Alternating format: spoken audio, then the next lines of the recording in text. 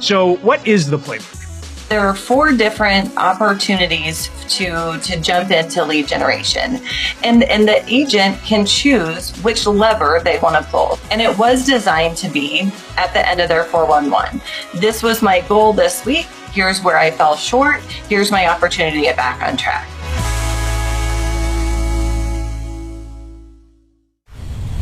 You don't just become a buyer's agent at KW. Like, I remember the first time that I was kind of exposed to your world, I was sitting in the audience and I was mega camp or family reunion.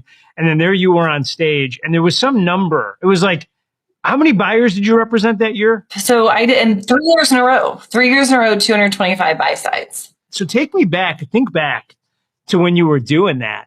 How did you do that and maintain any sort of life balance? Well, it's interesting. It was the idea of running the MRI model on the buy side. So, I was business partners with Dan. I was 50% of our production for, 8 years probably. And what we did is we looked at, if you look at 6 personal perspectives and self-mastery being the top one, we looked at it and said, okay, how do I operate within self-mastery? And then how do I go and operate just within my 20%? And on the buy side, it looked just like the MREA. So it was adding administrative assistant. It was adding inside sales agent or lead generation support. And then eventually it was adding showing partners. And I think a lot of buy side agents jump into getting showing assistant help instead of waiting until they have the other systems and models in place. So that was really my last piece of leverage. I remember I did 110 buy side units with no showing agent. I came in at the right time. I came in at the time that KW was really leaning into systems and models and training. And I had the ability, based on my partnership with Dan, to say, this is my lane. This is my 20%. And then how do I narrow my 20% to 10%, to 5%? And we were running a team of specialists. So we run a team dependent model. And on the buy side, what that looked like was, I'm closing at that point somewhere between 20 and 24 units a month, just buyers. And I thought I'd much rather do that with 2 showing agents, right? So 2 showing agents, each closing 10 or 12 units a month versus 10 buyer agents, each doing 2 deals a month, right? You're raising the level of talent for your team and the conversations that you get to have.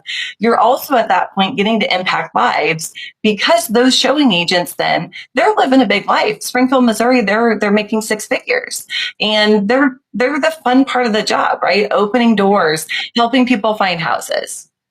So how many units do you think the team will do this year?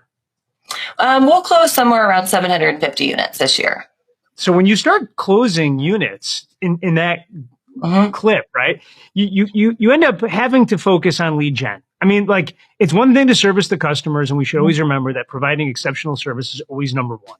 But as soon as you're able to do that, you kind of get this, I'm going to call it greed. You get this greed to help more people because you want to help. And so now you have to have lead gen, and you have to have it scalable across the organization. I think you guys have come up with a really neat playbook idea. I want you to teach this model to us. So the playbook are 4 opportunities for how do we dive in week by week to ensure that we hit goal. And so there are 4 different opportunities to jump into lead generation. And the agent can choose which lever they want to pull. So if we look at lead generation like a lever, they can choose the pre-described or if we look at it as like a prescription, they can pick the prescription that they like best and run that play to get them back on track. Okay, so then let's talk about these plays. So play number 1 is the neighborhood blitz. Neighborhood blitz is a fancy way to have an awesome play to run an open house. It is. I think open houses, when you look at them historically, they've always been successful. However, they've always been successful for those agents that ran the whole play. And what we're saying is, here's the play. We're going to take the guesswork out of it. We're going to make sure that your signs are in the yard by Friday. We're going to make sure we've got those directionals that are up. We've got flags. We've got balloons.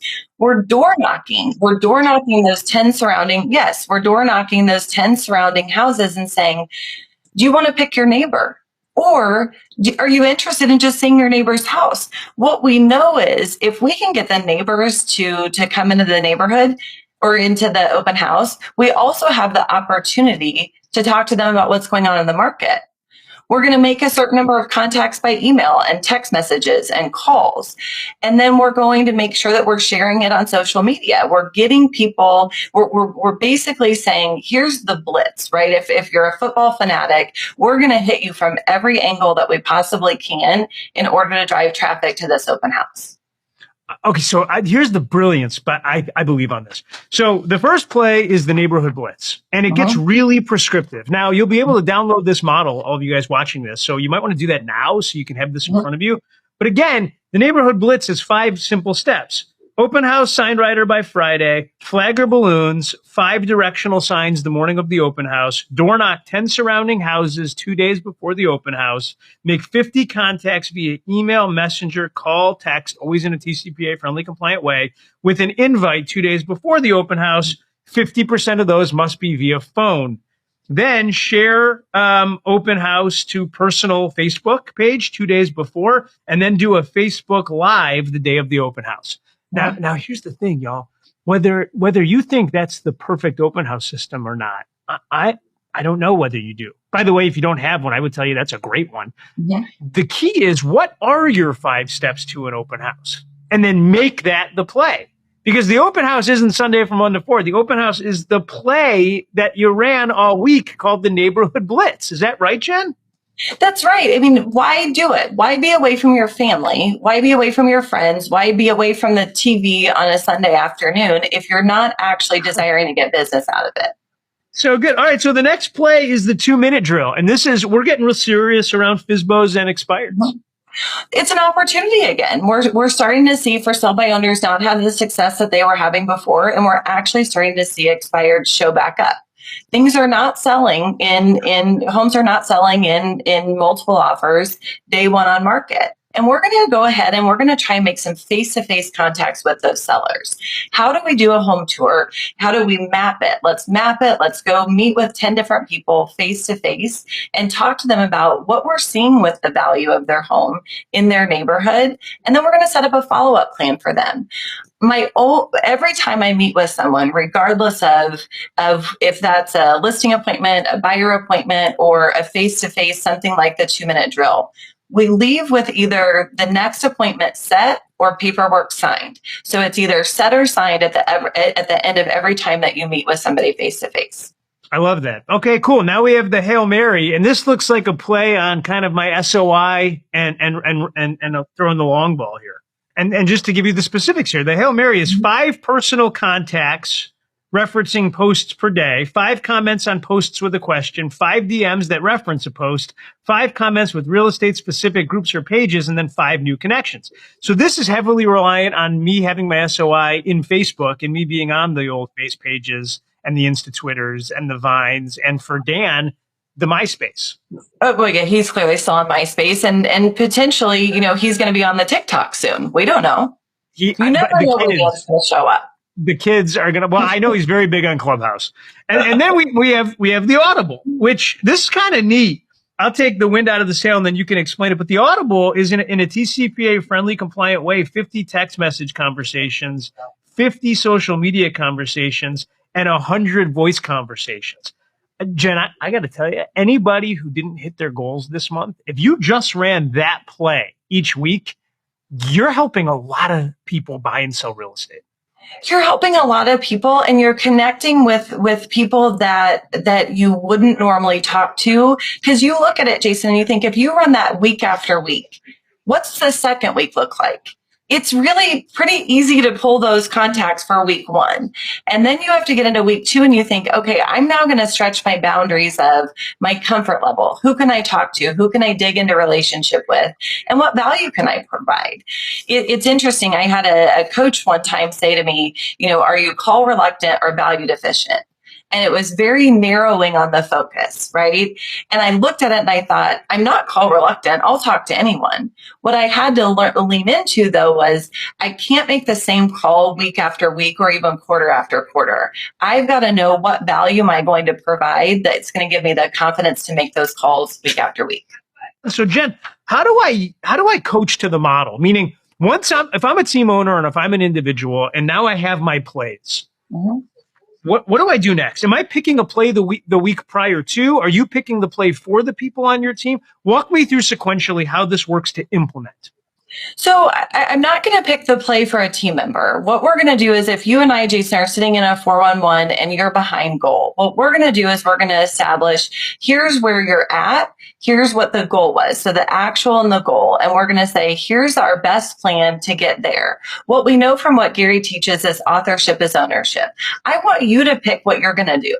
And I think what happens is when you pick your play and you and I make an agreement in the 411 that you're going to run the audible, then we're going to write that down as here's what your next steps are. You're going to sign it and I'm going to sign it, right? It's just an initial next to it of this is what's going to happen. As the team owner though, Jason, I'm going to say to you, how can I best support you?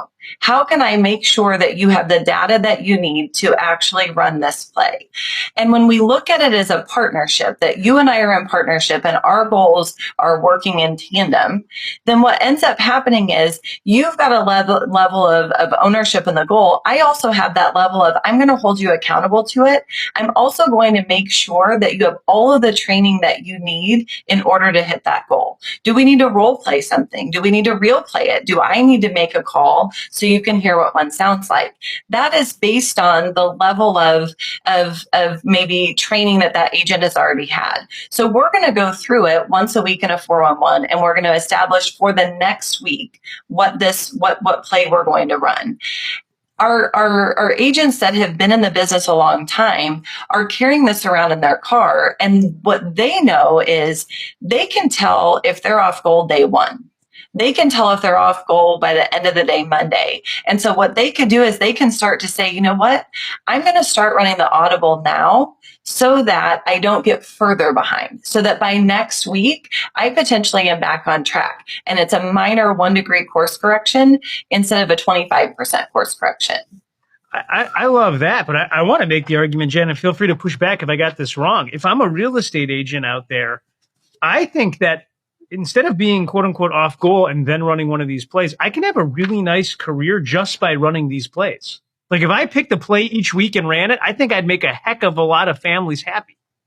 Oh gosh, I think if you looked at that and you said, also, what if you said, I'm going to have self-mastery on one of these? What if I ran the Hail Mary every single week until I could do it in my sleep? And then we add in the next lever, right? Then we add in the audible. These are not one or the other. You could run several of them at a time if you thought, I'm not going to be impacted by a shift. I'm not going to take a 20 to 30% reduction in my business this year. I'm going to take a 20 to 30% increase. And that's how I'm going to operate. I want to ask you, and I want to switch gears just slightly because you're a team owner, you're a coach, you are a market center partner, you're all these things, and you've recently decided to become the vice president of MAPS. Thank you for doing that. For all. Thank you. Why? Why'd you do that? It's my opportunity to make an impact on a greater scale, and we don't always get to pick the timing. And I thought this is the right time in what's going on at KWRI, right? Getting into alignment and making sure that KWRI and MAPS are running parallel, right? That we're running together and that we're running towards the same goal. And it's an exciting time. And so fortunately, I've got a great team of leaders on the team side of things that can step in. And that gives opportunity too, right? When we step into another role or we step into another opportunity, it frees up a lane for somebody else. And it was exciting and it hit at the right time. And so really excited to be partnering with MAPS and with you and everybody else at KWRI. I love it. Ladies and gentlemen, I love it. Go run the lead generation playbook. Go write your own or just take Jen's and Dan's. I think, again, it is brilliant in its simplicity. Jen, thank you on behalf of all of the homeowners that you've helped, but more so on behalf of the whole industry that you're about to coach. We are extremely grateful. Oh, you're still here. This was when the credits roll and you're waiting to see the cliffhanger for the next movie, just like in a superhero movie, and that would make me the superhero? Let me tell you what happens next. More great content. You want to make more money, have more time, click here. That's it.